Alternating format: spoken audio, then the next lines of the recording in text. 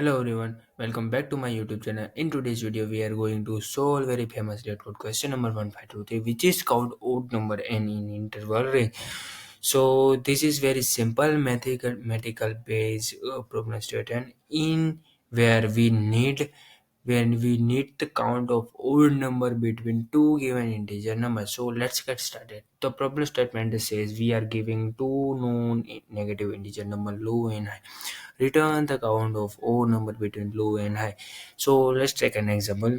Input is equal to low is equal to 3 and high is equal to 7. So output is 3 because the odd number between 3 and 7 are 3, 5 and 7. So let's take a second example. Low is equal to 8 and high is equal to 10. So output is 1 because the odd number between 8 and 10 are 9. So in this problem statement, our approach is basically very simple because first calculate how many pairs of numbers are between low and high. Half of them will be odd and half of them will be even. So high minus low by 2 gives the base count. Now check if either low or high is odd. If yes, then we need to add 1 to our result.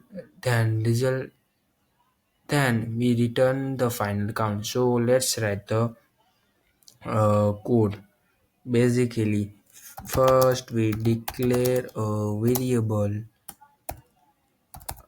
high minus low by 2. After that we write the if condition, which is basically low modulus 2 is not equal to 0 or I modulus 2 I modulus 2 is not equal to the 0.